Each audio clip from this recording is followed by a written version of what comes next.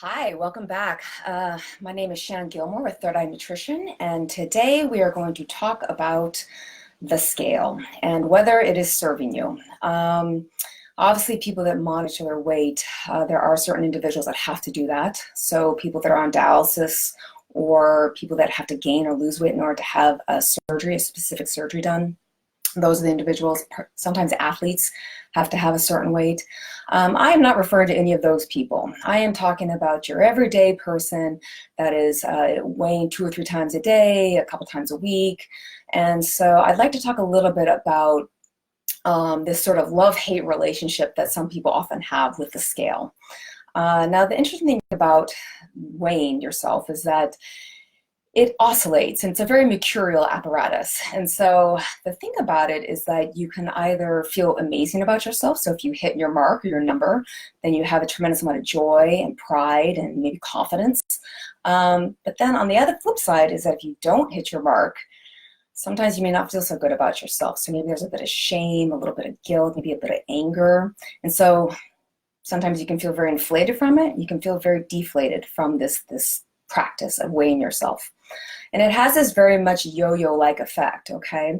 And for some, it's not that big of a deal. If someone doesn't weigh the weight, they don't see the number that they want.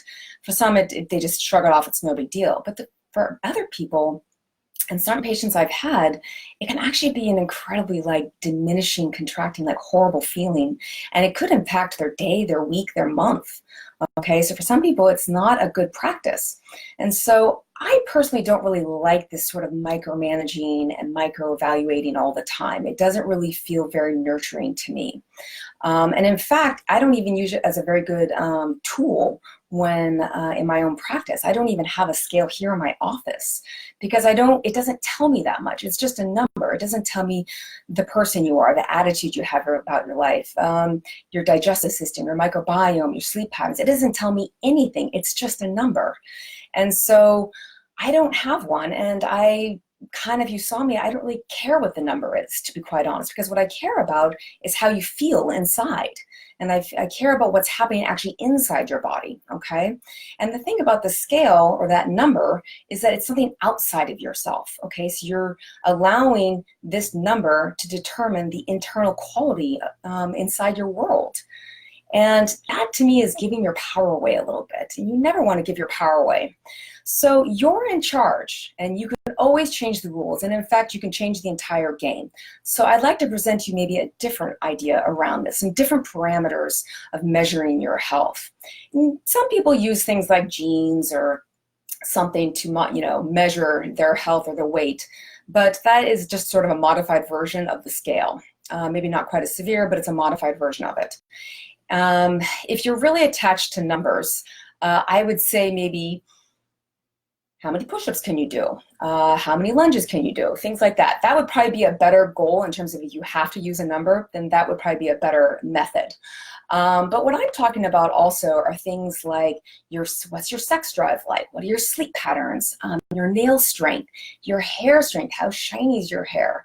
Your mood swings, are they nice and even throughout the day? Your digestion, your energy levels. These are all things that are actually much, much better indicators of your health.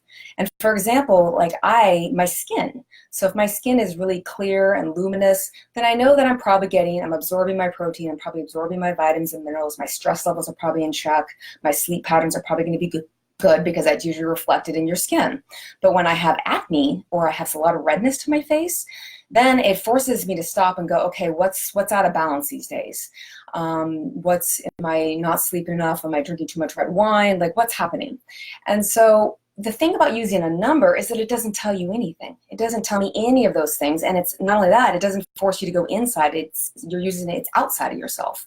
So not only is it outside of yourself and it doesn't tell you anything, but it also induces for some, a lot of anxiety and not being enough and failing. And anytime you have any type of mental stress, or it can have an oxidative stress in your body, it can have inflammation in your body from that practice or from that chronic low-grade anxiety. And that is never a good thing. So I personally don't find the habit to be very kind or loving. I don't find it to be very self-nurturing. And so I say, throw out the scale. Seriously. Well, maybe not quite that bad, but I do think you need to at least experiment a little bit, okay? And that might cause some anxiety in certain people when I suggest this. So let's wean ourselves off of this. So if you weigh yourselves a couple times a day, then maybe go down to once a day.